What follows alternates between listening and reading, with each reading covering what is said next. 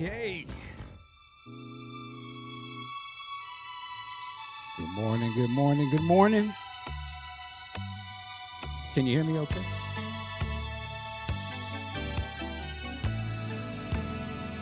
Yes, yes, yes, yes. Come on in. Good morning, ladies and gentlemen. It's your boy, Michael Dean. I'm going solo today. So we're going to ease into things. But, man, welcome. Come on in. And as we do, you know, we go through our shout outs. We go through the family. And who is first in the room? Cassandra. Good morning, my beautiful purples from the ATL. Finally back in the gym and watching on the arrival of my HNR. Oh, okay. Hit and run. Rock and roll. Okay. Hold on. This part right here.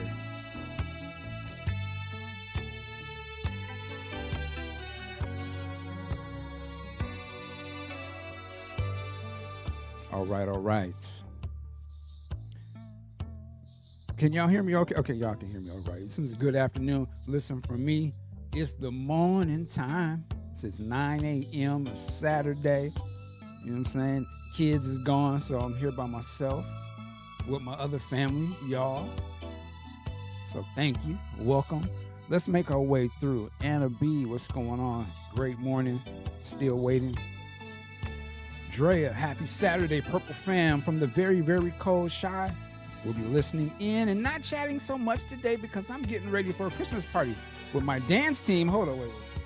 Dance team? What? We want to see videos. Okay. So what's up? What up, what up? Realign the DJ. Groovy day, Purple Fam. No matter the weather, we're together. And of course, shout out to Alexander O'Neill and his wife. Make sure they're safe. Who else we got here? The Boombox Guru. What's up? What's up? Also, what up, sir? Is it Galen or Mr. Fuller? So you got to work today? Get that Christmas money in? Oh, that's what's up. Well, man, we appreciate you stopping through. Christina, good morning, everyone from the Deep Freeze. And also, Lisa, howdy from Houston. H-Town in the building. Sister Carl, hello. Houston, okay. We got here LTKK seated, got my iced coffee and my tree. It's going to be a great episode. Yes, yes. Ron K, good afternoon, Purple Fam. That crystal ball rehearsal is everything. If you haven't heard it yet, you need to get up on it. Yeah, let me, hold on for 1 second. Yes, the recently released or leaked or whatever you want to call it, crystal ball rehearsal. And I'm not here trying to, I'm not caping for boots or nothing like that, but that type of release, that type of rehearsal gives me life. That when Prince is talking about purple music, don't need no cocaine. That right there, that right there, that's the kind of stuff I'm like, oh please, just give me just one more Omega Blast. That's like crack to me, like crystal ball. And there's like a 15-minute version of Slow Love that you have to hear. Yeah, 15 minutes. And it's amazing. You can actually, again, I'm not condoning, I'm just saying it's crack. And you can go on YouTube and look for it, but if nothing else, go listen to the 15-minute version of Slow Love. It's ridiculous. Anyway, okay. We're supposed to be going through our shout outs, aren't we? And I'm behind on the comments, so I'm gonna catch up in a second. Let me get composed on my Christopher Tracy. Yes. All right. Good afternoon. Okay, we went to my man. We got there. Who we want to shout out? Web Diva. Vanessa, what's going on? And her picture was because she thought she was cute. We remember last week. And you are cute. Jamal Rowe, what's up? Austin, Texas. Nick, what's going on? Man Ray, I got to go through these real quick. Blade Brown, I see you. Audra, Audria, Audra, and I met you. Somewhere I got a picture with you in Paisley Park. I just saw that the other day, matter of fact. But yeah, hold on 1 second for the.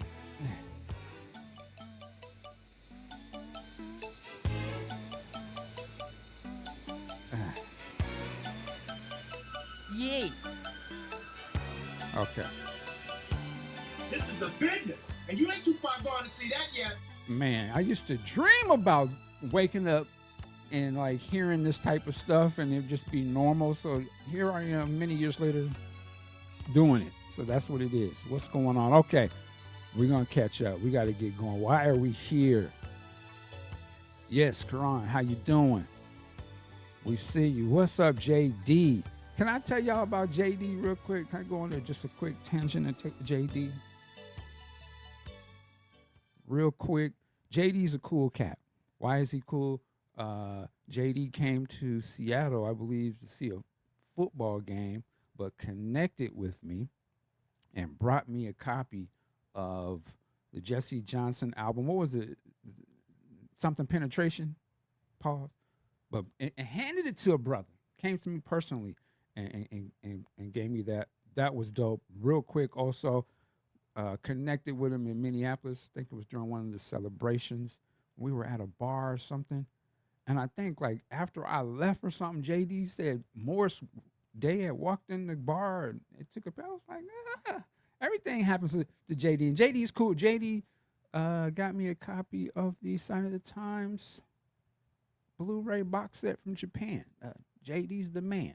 But speaking of the man, joining me today, coming on back in, family is here. Sir, what's going on with you? Good morning. Can you hear me? Yes. Thank you for coming on. And I was praying. I was like, where's Celia? Is there a game going on or something? Where? Well, I'm a little heartbroken, brother. We came up 2 points again. We came up 2 points short. We tried to defend our national championships, but we failed 2 points in 2 games short. But hey, it was a great season. I was a champ for a year, and now I'm back with my purple family. So all right. It's all good. Well, you're a champion here, sir. Always. We love you. Appreciate you, brother. Appreciate you. How you been? All right. Good to see you. We've been missing you for real, though. Hey, man, I've been missing y'all. I've been looking. I've been in the game. You know, when I was at the games, I'd have y'all in my ear. You know, enjoying it. People looking at me like I was strange, but you know, I keep a purple funk with me everywhere I go. That's what's up. And also, we're going to shout out D'Angela. D'Angela is out of town with her family. I don't know if she's watching, but she is fine, just enjoying her time with family, taking her break. And of course, Ricky getting better. Maybe he might jump in this week. I'm not sure, but wherever he's at, salute to Big Rick. Yes, indeed. Always shouts to Prof Duff for curating this space and the brother Rick. Absolutely. You know, so yes, sir. Yes, sir.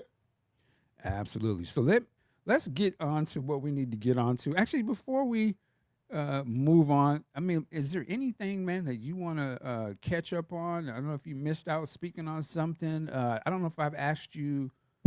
I don't know if I've heard. Well, what are your thoughts on the Around the World in a Day? You know, the recent remaster. I don't know if we ever talked about that. So yeah, I haven't gotten it yet. I'm glad it's out. I've taken the approach that I'm gonna support everything, but things that my ears are not that great. So things that I already have, I'll kind of wait to get. And so since everything in that, but I'm glad I'm glad that they're doing it because I like the fact that they are introducing it to a new audience. And so yeah, so that's been my approach is that, you know, look at it, money's a little tight going all them football games. So okay. But yeah, I'm glad it's out, but I haven't gotten it yet, but I do plan to get it. Hey, Prof Duff, see you in there with the family, enjoying the fun. That's what's up. Okay. Okay. I will say this, and it was briefed on. I will say this. I want to mention 2 documentaries.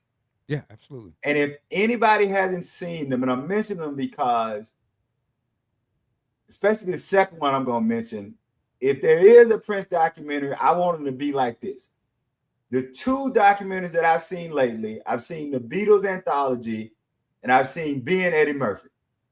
And those two documents, if you haven't seen Being Eddie Murphy and you haven't seen the Beatles anthology, I recommend those two anthologies, and particularly the Beatles anthology, because I would love to see a Prince documentary just like that one. That's it. I'll shut up. It is, because what I love about it is it's music top to bottom.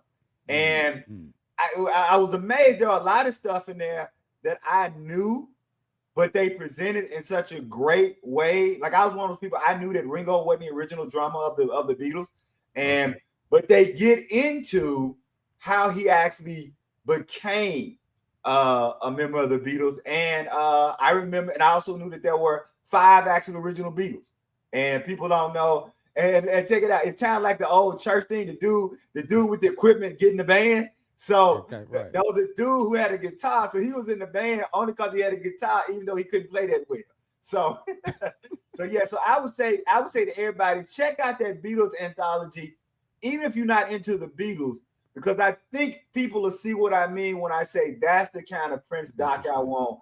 Because even for people who know the Beatles, they talk a lot about songwriting in that, and how the songwriting was parsed out and how those things came to be. So, and just a little tidbit in the song, I knew this story, but to hear the Beatles talk about it, I end on this.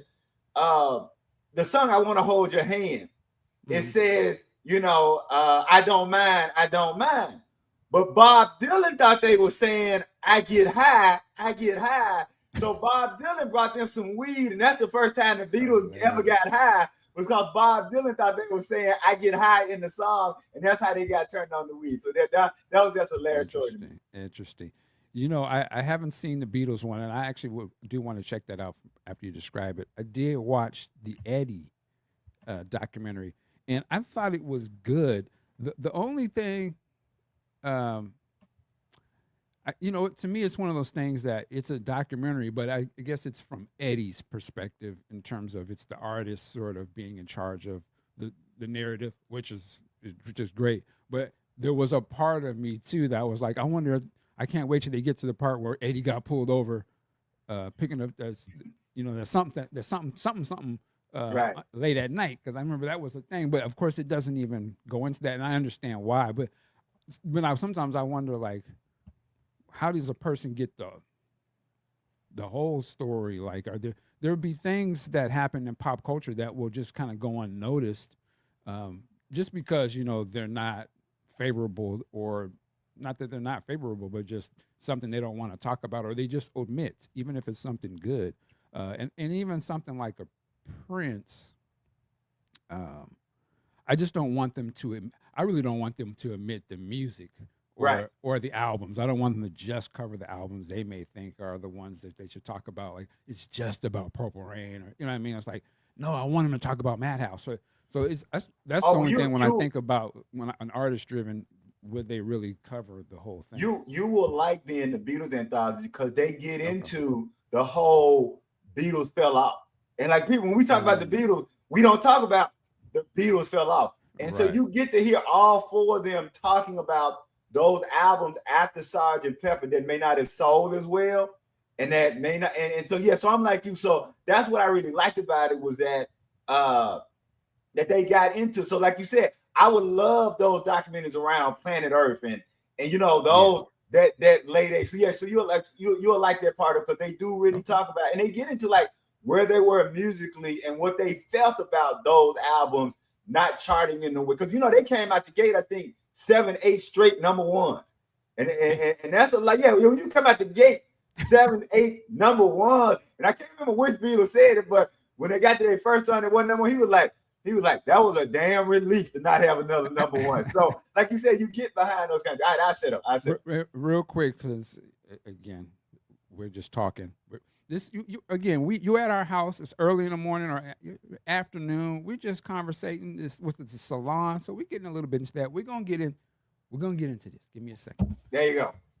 But I just wanted, since we're bringing up documentaries real quick, the other documentary that's everybody's talking about. The Diddy story documentary. Have you had a chance to see any of that? No, you know what? I'm probably not going to see it. I am I think I am and I talked about this a little bit last time. I've never been into knowing anything about artists other than the art.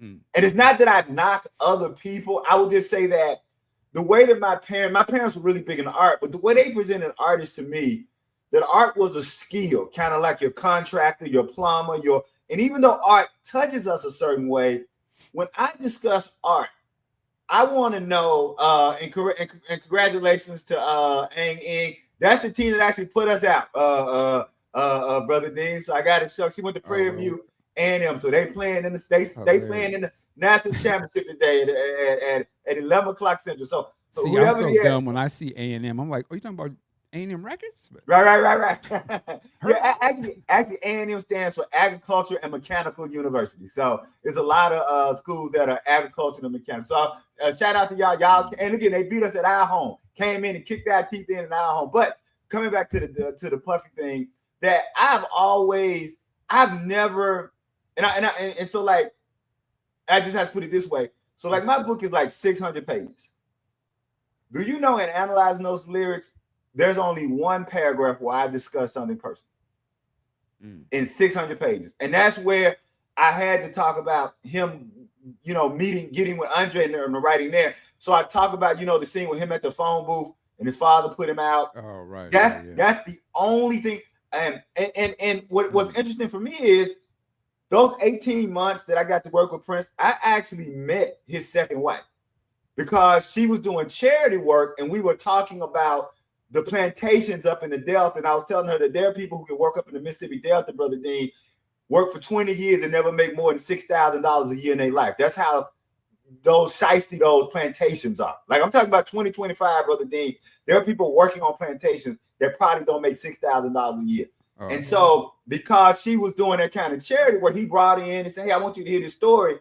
And we talked about it, that for me, I was just never interested in that. I was always just interested in the artistry, interested in how did you craft what you craft.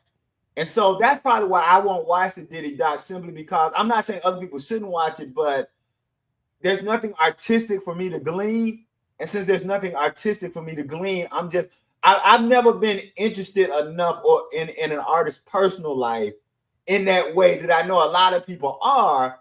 It's just for and I can't explain it other than I'm mad you call him an artist, but I understand. Right. And I guess I look at it this way: like I don't really care who my plumber is married to, so I don't care who my favorite guitarist is married to. That's the best example I can give. Okay. Well, it's interesting, not to whatever the documentary is about. I was thinking about this last night, and I was like, I don't know if we've ever seen another iconic artist. I'm gonna give 50 Cent. He is an artist. He is a rap artist, one of the biggest, one of the most successful. He is iconic. I've never seen another artist sort of create a documentary about another artist that is just as iconic and maybe even bigger in some respects, and it be used like you never would have seen Michael do a documentary about Prince or Prince do a documentary to slander, even slander, or even just to even focus on somebody else.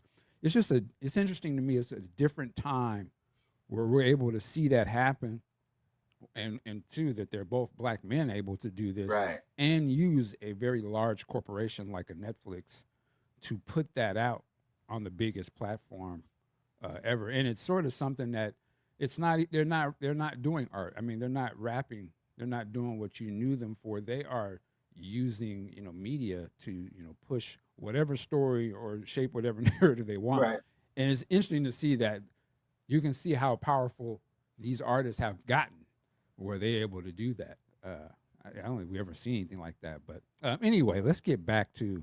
Yeah, I think the timekeeper just tapped in. She ain't got no words like these. All right.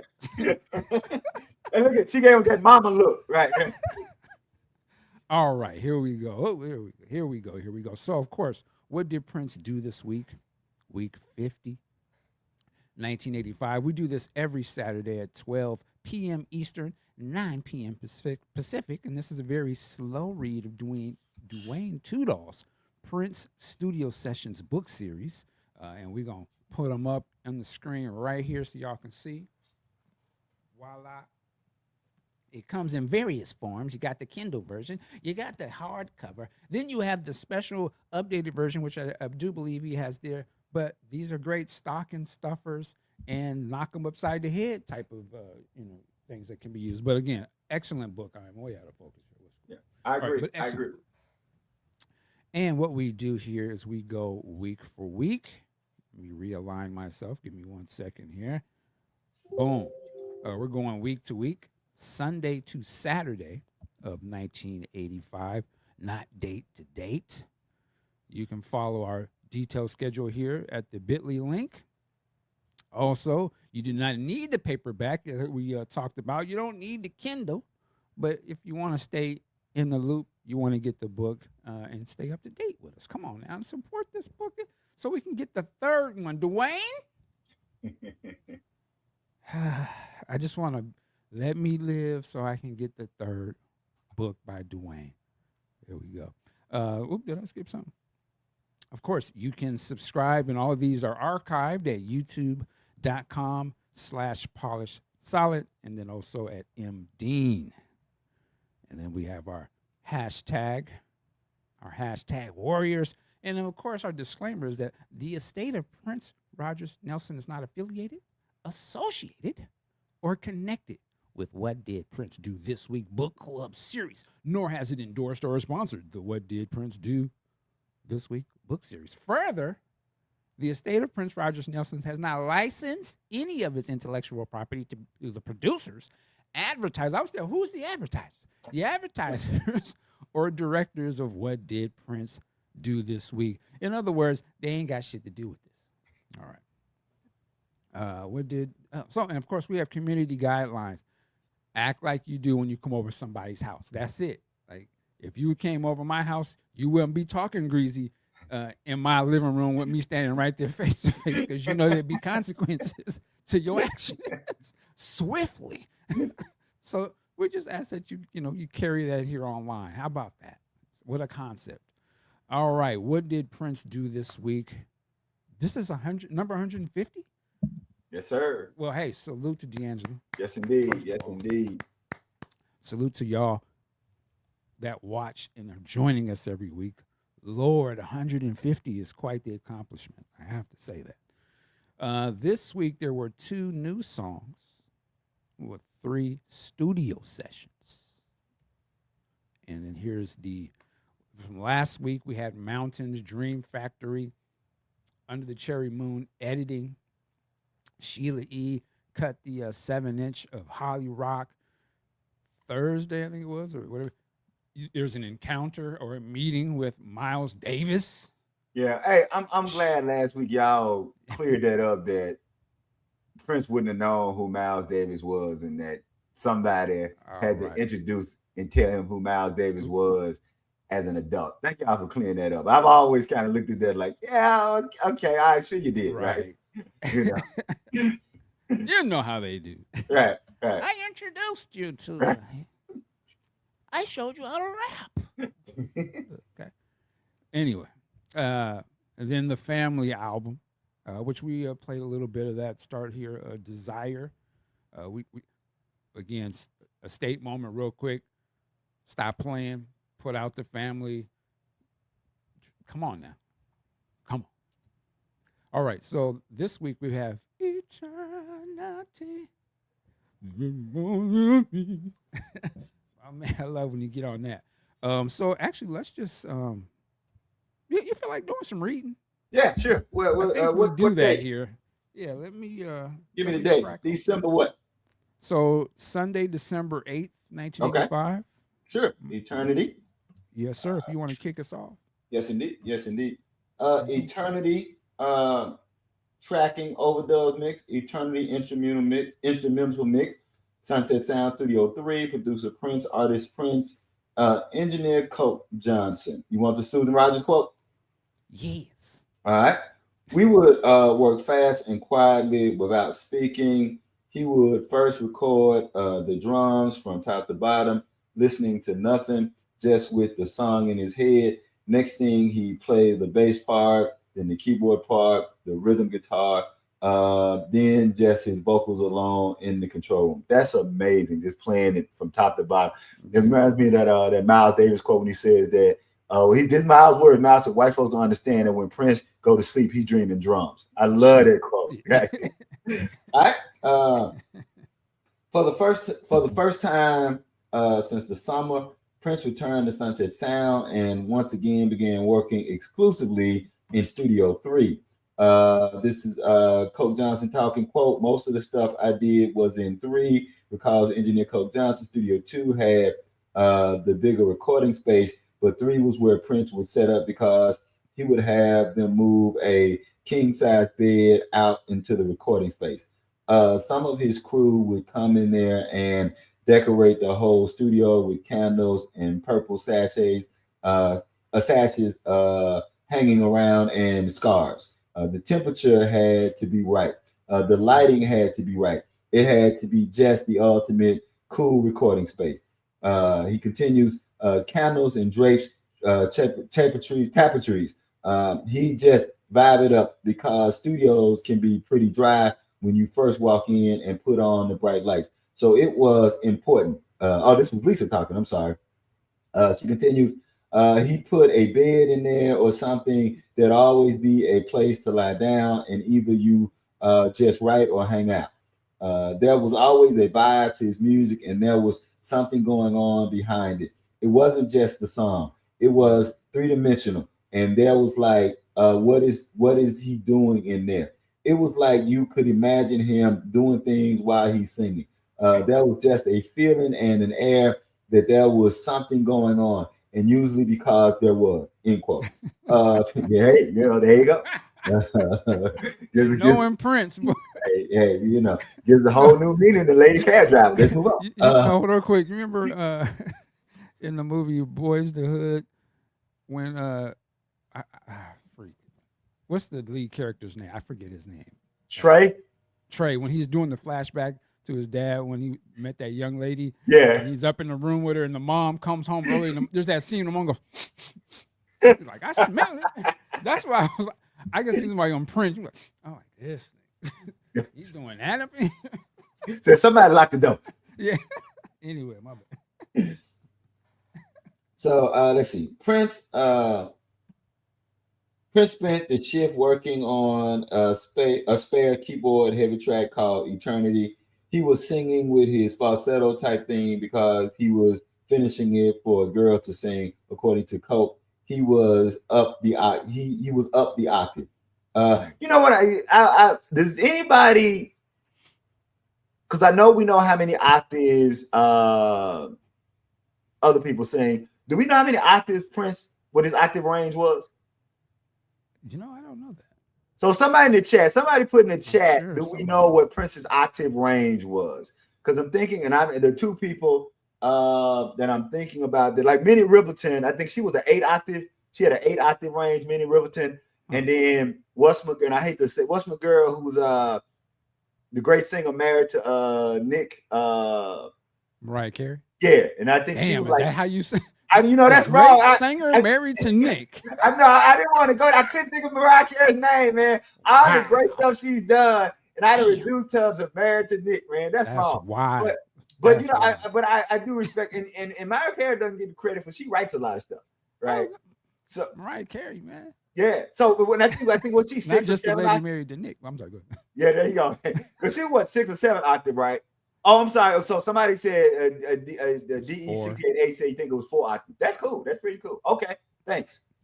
All right. I know, my bad, LTKKK. My bad. I know, my bad. Look, I promise I meant no. I just couldn't think of her name. That's wild. I promise I couldn't think of her name. You know what? That's funny. I was watching something.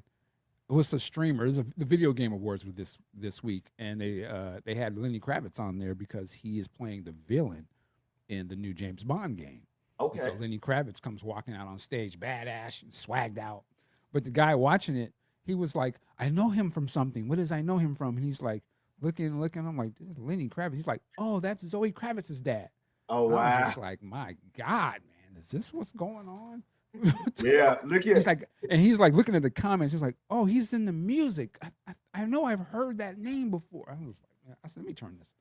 But anyway, and this would be time when my wife would say, "That's how we know we old, right? The people we love is somebody's parent, right?" yeah. But man, you surprised me on that one. My bad, y'all. Look I at got no poked no you. standard, and I apologize, y'all. All right, All right.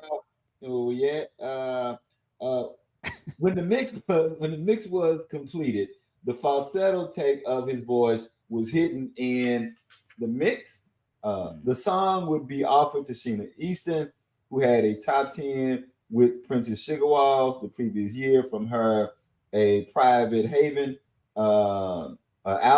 Her current work was being produced by David Leonard, who was married to engineer Peggy Leonard. He'd also engineered multiple songs for Prince. Quote, I chose David to produce this because I wanted a new approach, really fresh and different. I didn't want to go to a producer who'd already evolved a definitive style. When you have material from a genius like Prince, his material is different to begin with. He writes material such that it would be a shame and a crime to have it treated in a stock manner. So I think it deserved the time and attention and the care and the effort to take the risk we did, said Sheena Easton.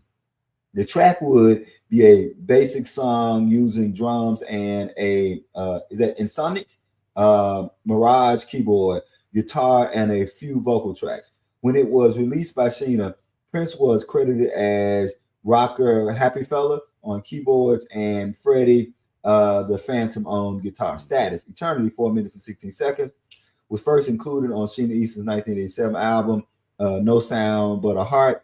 In June 1987, it was released as a single, 3 minutes and 50 seconds, which failed to chart. Two 12-inch mixes, Eternity Dub, 6 minutes 18 seconds, and Eternity Shep Pettibone mix, 6 minutes 25 seconds, were also released. Note, Eternity may have been recorded after midnight on this date or on December 14th. Interesting it didn't chart. I always like that song. I always liked it. See, you know what? I didn't like it originally well, at least when I heard her version. I guess maybe I was expecting something more along the lines of Sugar Sugar Walls Walls, yeah. and that kind of a vibe or that sound. I wasn't just. I was like, this is Prince. But when I heard Prince's version, I love it.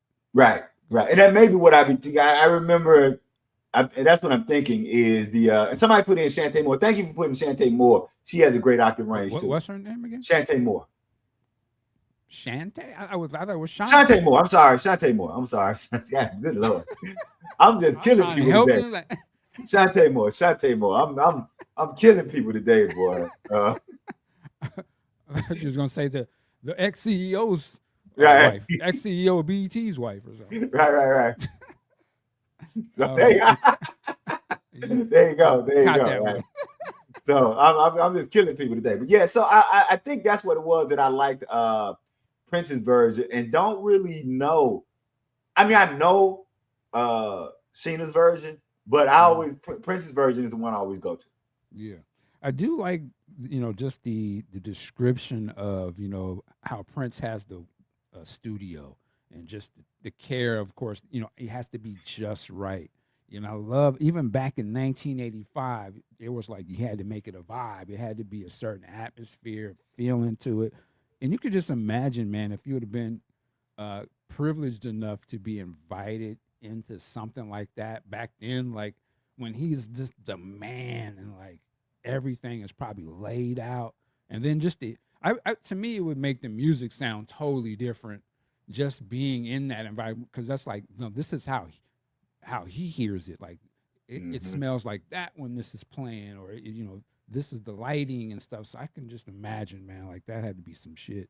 And it just goes to tell me too, that these ain't just songs. You're not just banging out beats or just playing anything. Like he's setting a mood and playing, it has to all align in what he's doing. And that's what you're really hearing, man. So that's why his stuff be different, probably a lot of other people's, because it's really made in an environment where we're just pouring everything into it.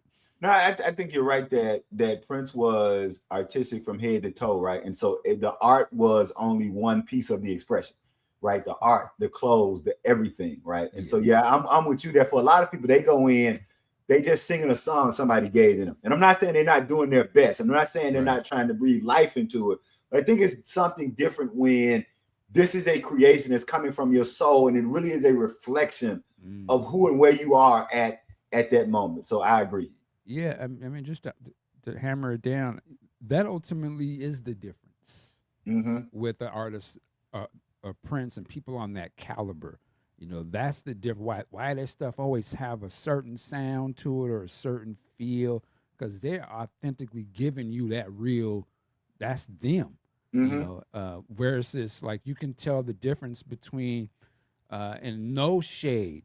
And I love, and I say this out of love. It's the difference between I love Janet Jackson's music because I hear the Jimmy Jam and their thing in it, but that's their thing, is through all the songs they do with everybody, like the Right. Sherelle stuff or the New Edition stuff. That's the feeling that I love. Janet's voice is dope on it, but it's really the jam and for me, the Mm-hmm. jam and Lewisness of it, the realness. Like I can follow their stuff, and we're like, oh, okay. Or that SOS band, the way it sounds like, I'm like, oh, that's Jimmy. He's in his bag. That's just him. So it's Yeah. the same type of thing, with Prince. It's just like he just doing what he do. That's what Miles. That was why it was different with Miles. Is James or these guys that we, or ladies, Aretha. They singing from here. Anyway, just that's the difference. Any last things you want to talk about Eternity? We can move on. Or? No, just like I said, I really I know Prof Duff was doing the Dear State for the originals, and I think Eternity is one of those songs. If you're talking about those originals, I think it would make a really good song on there to if you do another originals, that would be a pretty good one. So I agree. All right. Let's move to Monday. This is a quick one. I'll do this real quick. So Monday, December 9th, 1985, She Pony, tracking, overdubs, mix, Sunset Sound, Studio 3, booked, locked, producer Prince, artist Prince, engineer Coke Johnson. I'm going to do this quote from Wendy. He is a cutie. We used to call him a little pony. He was so cute. All right.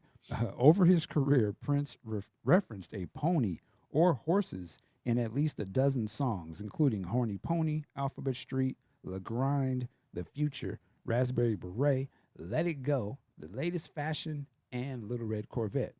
For She Pony, Prince was alone in the studio jamming. Status: the instrumental She Pony remained unreleased during Prince's lifetime. Sheila E. may have done some additional recording on this track at some point. Note, She Pony may have been recorded as late as February 1986, but any specific date is speculation. It is likely that he wrote lyrics for the song at some point. I will admit, I don't think I've ever heard Yeah. She Pony. Yeah. And it's again just one of those examples of how so much work was flowing out of him, and just how prolific of an artist that he was, right? So yeah, that's all I got on that. All right. Carol Brooks says, I think his first experience in the studio with Chris Moon, where Chris put a bed in for him to relax and be comfortable, and was the beginning of him having that vibe wherever he was. Yeah, I do remember Moon on that. If you guys haven't seen that documentary, what is it, Unauthorized? It's a really good with Pep them in it, and his brother, his cousin Chaz, and Chris talks about turning down all the lights and how he had a match because he couldn't see and because he couldn't get volume out of Prince. So that I would say, yeah, that Chris Moon reference in. Go check out that Prince Unauthorized if you haven't seen it. It's a really good doc. I tell you what, I haven't seen yet. Because it was they put it on a paywall, I think. The North Side or something? Yeah, the North Side. I haven't seen the Mr. from the North Side because it got put behind a paywall, and then when I got ready to pay for it, it wasn't there. And I was like, where'd it go? Oh, wow. Yeah, so have you seen it? No, but I do have it. You reminded me that I need to watch that. Okay. Absolutely. Yeah, the North Side. I forgot about that. Yeah, the North Side. Salute to the people who made that. Yeah. All right. So Wednesday, December 11th, All right. You want to start a little Sure. bit, and I can pick up? Yeah. All right. That'll work. All right. So Wednesday, December 11th, Dream Factory Edit Mix, Mountains Possible Edit Mix, Rough Jill Jones Mix, My Man Possible Jill Jones Mix, Sunset Sound, Studio 3, Likely, Books, Lockout, producer Prince, artist Prince and Jill Jones, engineers Peggy Mack, Leonard, Coke Johnson, and Susan Rogers. Jill Jones quote, I was always willing to try something. I never at the beginning would go no, but in the middle of some recordings, I would even go, this is not working. This interesting thing to our battlefield where so rarely on studio ground or about studio stuff. The other stuff was just outside of it. That's Jill Jones. Mm. Editing work took place on Dream Factory, possibly eliminating a third verse. The elements that were discarded included a chant about everybody will have short hair next year. That got added to the 12-inch kits. So yeah, that Right. you know, all right. Which would be restructured and well, there we go, extended version of Kiss and St. Paul's Punk of the Month, which would soon reappear in Prince's live shows. I hate that because it's so funny when they do it, but I do feel bad every time I hear it. Yeah. Right? Uh, He was going. Prince Prince held on to his frustrations, including his current grievance with Paul Peterson. And in most situations, if you crossed him, he kept that door closed. Quote, you did not get along with Prince if you wanted to be there, explains Peggy Mack. You didn't push back, end quote. Jill Jones was tasked with recording her vocals for Rough and My Man during this time. If not during this session, sometime during the week. St. Paul and Susanna had added their vocals to Rough, but with the demise of the family, any tracks slated for them were considered for others. There was some audio leakage between the tracks on Rough, but Prince decided to allow it. Quote, it was fun when I did it. I recorded it with Prince. I remember because he would be the only one who would allow the leakage to happen. David Z would have made me sit up there all night trying to fix it. You done, David? He would have been like, that's really bothering me, end quote. Additional editing and possibly some overdubbing was likely done on Mountains during this session. Man, I would have loved to have been a fly on the wall in a session like that. I tell you what, y'all discussed it last week, but I can't hear. I have to hear Crystal Ball and Dream Factory together. Like it's a no. And you know, I know we talk about different projects. Whatever project it would have been, the first two songs on that album would have had to be Crystal Ball and Dream Factory. And I think that if he come out again, I don't like the woulda, coulda, shouldas, or whatever, but man, I'm kind of out. You was talking about it last week, and I'm kind of like on that Brother Dean thing. I was like, boy, if he'd have dropped Crystal Ball and Dream, whatever project it was. Yeah. Now, so have you heard that? I mentioned this earlier at the beginning of the show.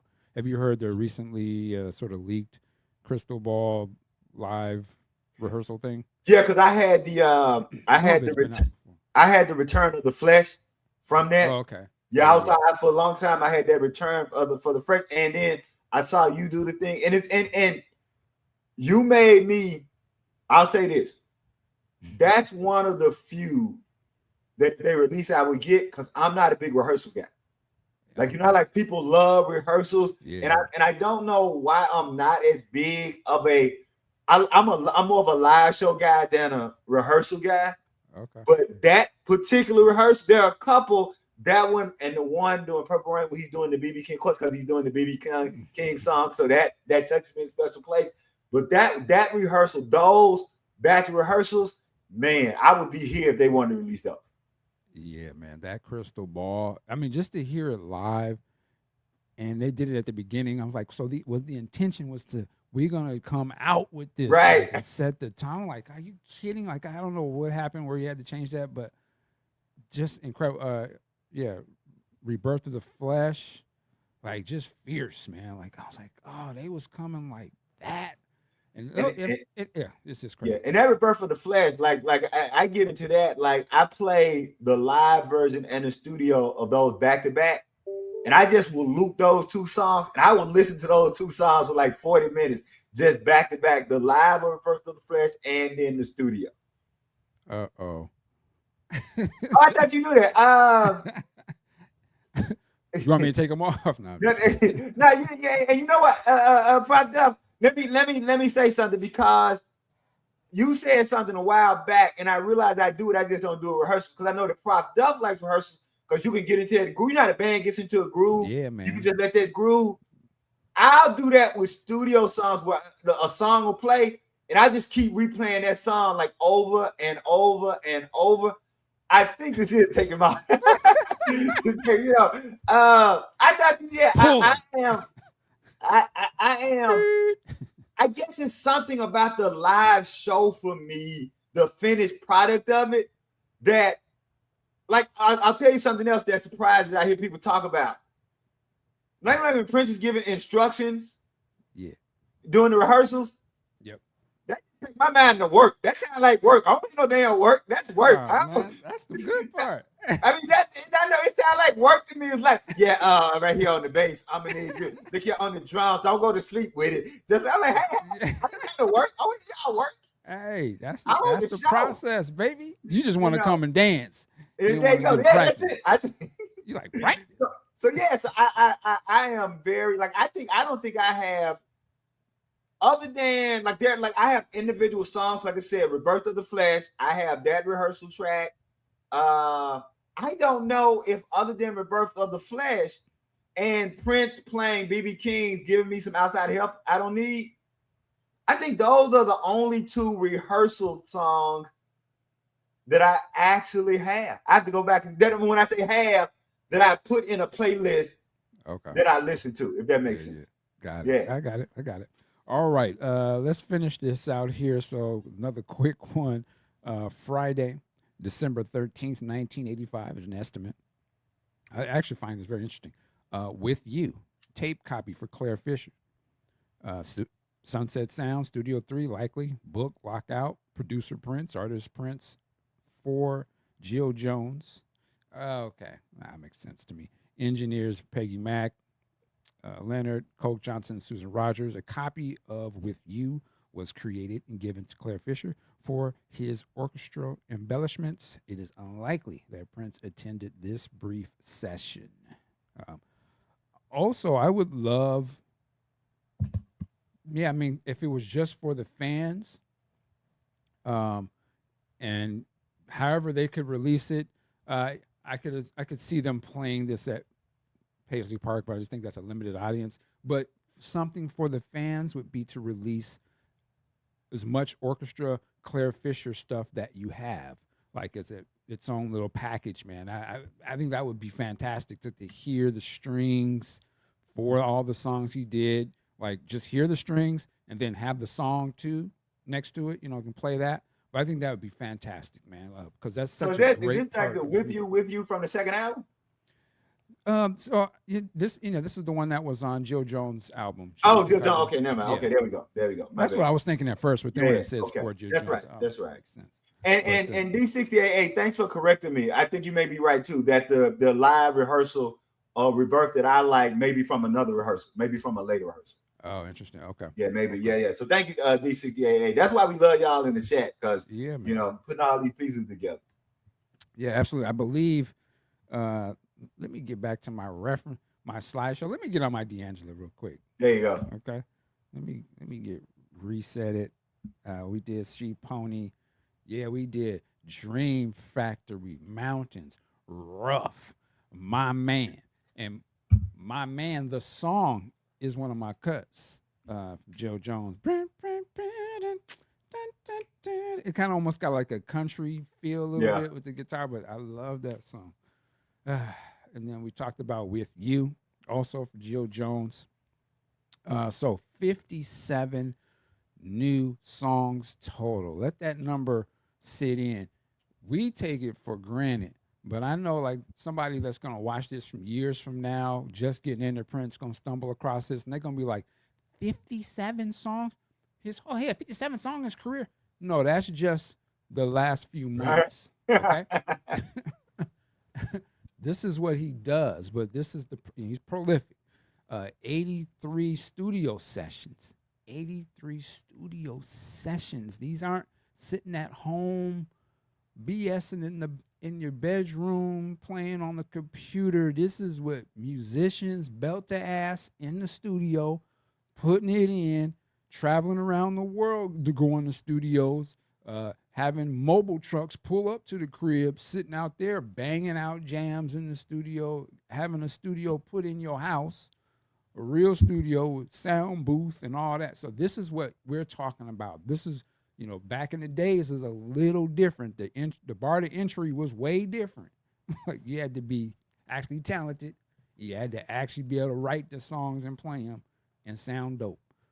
Look what D68A and Carol Brooks just said. Like if you're writing one song a week, Prince has already surpassed a year. Yeah. Right. That's amazing. Right. He's writing, he's already written his one song a week for the year. And he's just getting started. Oh, and they're bangers. Yeah, right. That's the thing. They're interesting and like, whoa. They're not like, oh, that's cool. What's the next one? No, they're bangers, actually. Of course, we have it all locked down. There's a whole list, songs, track.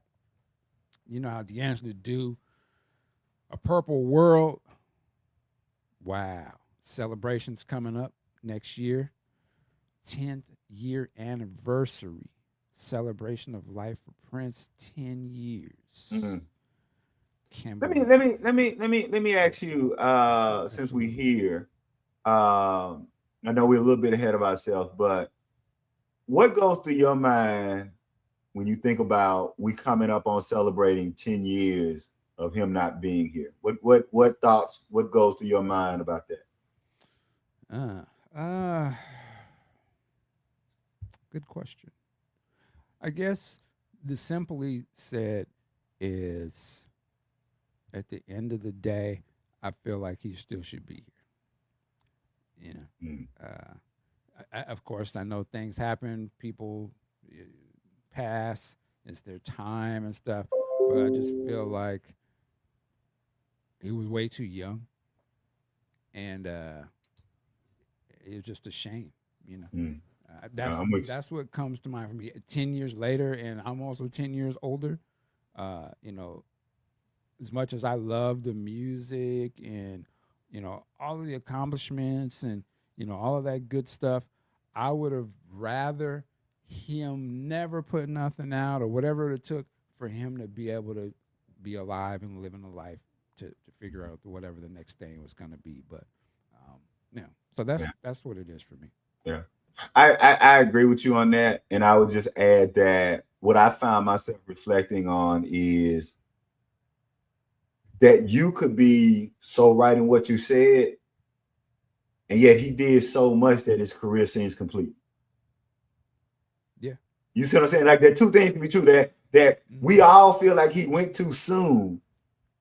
And yet at the same time, it's like, how many other people other than maybe a Stevie Wonder or David Bowie gives us this kind of what we have? And I have to also, like myself, say not be too spoiled and realize that, man, all the work and music that we have from Prince, it's like it just can just like it's a many of us went through, not just grew up on the music, we went through whole teenage and adult phases with his music, right? Absolutely. Like our phases kind of line up with his phases, right? And our changes and growth into adulthood line up with his changes. And we got to see him go through different things and different ideologies and philosophies. And we kind of, as human beings and as, grown men and women, right, landing on certain things. And you just think about, man, how lucky or blessed we have been, those of us who were there for the entire ride, to see that whole thing. And it just, so I'm like, when you say that, it makes me think about, wow, went too soon and still has a body of work that encompasses several generations. I'll shut up. Yeah. Yeah, man, I agree wholeheartedly. I guess I'm also like, yeah, I don't know. I don't know. Sometimes I wonder if it's worth it all. I don't know how to articulate that. It's like, there's so much to life that I'm, just starting to learn myself, Mm-hmm. and a lot of the things that I held dear, that I was, oh, I want to do this, and I'm gonna, and now I'm at the point where I'm like, well, I cared about that at that time in my life, but that I could give a damn about that. Like, that means nothing to me now. Like, I would rather just be able to just sit at home, and my son call me or something, or that's the accomplishment. I'm like, that, there, I made it. Or Yeah. my mom is still here. I can go talk to. That's the real. All of the other stuff. And sometimes I wonder. I'm like, man, Prince was so focused on his career and his art and all of that, and it is all great. I mean, that's why we're here right now. Mm-hmm. But again, I just wonder. Sometimes I wonder, was it worth it? Like, was it worth it for Michael Jackson? Like, yeah, Right. he'll be remembered as a, but will his kids, will his kids really care about that, or his grandkids? Will they be like, Mm-hmm. man, our granddad, he looked like he was cool. Like, I wish I'd have got to know him, or what I Right. mean. It's just like, Right. was it really? How much was it? Yes. Right. Does it cause generational wealth for certain people involved? And I would say the same about Prince. I mean, Right. I guess as a state, it's generating money, but it's like, was it all worth it? Right. But I don't know. I'm being Right. skeptic here a little bit. So I don't want. No, no, I think those are all fair points, right? And that which keeps us coming back to why we think about their music so much. So now I'm with you 100% on that. All right. With that said, yes, the next celebration is coming up. This may be the one to go to, I would think, too, just Right. because it's 10 years. But it's a good opportunity for the Prince community to really kind of gather together for something here. So yes, we are definitely keeping our eyes on that. Of course, I wonder. I wonder you 40 symposium coming up. Woo! Yes, April indeed. 17th, 19th, parade era. Ah, reignited. Wonder Twins act. Yes. So we are definitely on board. We're excited. Salute to Dr. Funkenberry. Cancer battle continues. Yes, sir. Definitely. Yes, If you sir. can contribute, and just keep my man in his prayers. He's done a lot for this community. We love you, brother. Salute you. And I definitely mean that. Really been kind to me over the years. Just a good dude, man. And I'll just say to anybody, and you keep both of these up. You can go to that. Don't feel like that what you give is not enough. I mean, because they will appreciate anything. So, we all like to be able to drop 25, 50, 100. Hey, man, if you can get $5, I always say 100 people giving $5 is more than we had when we didn't have it. So don't let, like, I guess, embarrassment or fear or those kind of things, right? These people have done a lot for us, Dr. Funkenberry, Sister Addie here. And so don't ever feel like giving what you given is not enough, right? Anytime you give from the heart, that is always appreciated. So yeah, go ahead, Brother Dean. Absolutely. And then Addie as well. Salute to her. And then Dez Dickerson. Salute. Much love. Help him out if you can. Salute to that brother. And of course, we got the playlist. We got some hits on here. We got the Prince unreleased Eternity demo. Definitely got to listen to that. We got Sheena Easton's take on that. Dream Factory, the Mountains official music video. And salute to the estate. I noticed they are starting to convert some of his music videos into 4K. Raspberry Beret, they did that one. And I think Paisley Park Yeah. video.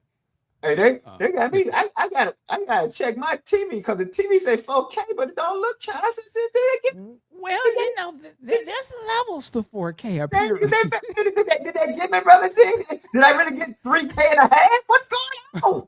Well, look, they doing best they can. I dig it. Are they gonna probably roll out the big dough and really like reshoot, the negatives. Maybe they just have a very low quality and they're upscaling to 4K. I'll take that if that's the best they got. No, nigga, I'm putting it on my TV. I think my TV is the issue. I don't think it ain't just your TV. I can confirm. But still, we love hey, y'all doing it, so I'm with it. Yeah. I'm just saying, when you get to parade, get the best copies of, because come on now. and also it wouldn't hurt. There's the Sheila E. performance where they do Love Bazaar. Yes. And that would be a great opportunity. That'd be something to put in 4K, even if you just took the Prince parts. And maybe if they had where they showed us what happened when he did the turnaround and threw the coat down and he was about to, and then it just cuts. Like whatever was after that. Woo! All right, let me get off my wish list. Hey, I rented that VHS so much. The dude at the store just gave it to me. I walked in there. I was like, "What day back?" He said, "No." He said, "He looked on the. He said, look on the list. Your name the only one here. You ain't got to bring it back." Hilarious. See, I never brought mine back. I was one of those guys. Straight stole it. All right. So yeah, we got the playlist. I see mountains on there. And that's it. Ladies and gentlemen, let me get brothers back on here with my mouse at, man. All right. Yeah, that's close the chapter. All right. And it's usually me, but sir, I'm gonna give you the honor. Take us out. So I'm gonna take us out with some thank yous. First and foremost, I want to thank Prof. Duff. We are in this space because she was basically, I'm going, who going with me? We was all quiet and she dragged us along. We was, let's be clear, we were like, well, so she curated this space, right. And she has been curating spaces now for 10 years, and we thank you. I also want to thank Brother Dean for coming along with her and saying, I'm with you, but I also want to thank Brother Dean because some of the best interviews with Prince associates have come from Podcast Juice. And thank you. I want to say that not just for information. I've said this before. I want to keep saying it. It's not just your knowledge. Anybody can be smart. Anybody can be intelligent. But I think the combination of your heart and your intelligence is what make those interviews great, brother, because you put them in a great space. You let them know we love them, right? You have been a conduit for us to people that we can't say we love you to. You have allowed us to say we love you. So we want to say again to Prof. Dust, to you, I want to say to Brother Rick, we love you. We praying for you. Brother Ted, if you guys ain't checking out Brother Ted, of course, Brother Tudahl. Yes. Brother Tudahl, we not here without you. There you go. And then finally, we need y'all in the chat to know that those of us on the screen show up for y'all in the chat. We need y'all to understand that the chat is what makes this go. If there is no chat, it's just 4 or 5 people on the screen talking to themselves. Right. And so we want to thank y'all, and we want to give a last shout out to Timekeeper Kim. And, Kim. And just all I want you to do, I want everybody, tell somebody that you haven't in a while, tell them that you love them. Ooh. Tomorrow is not promised. Tell somebody that you love them.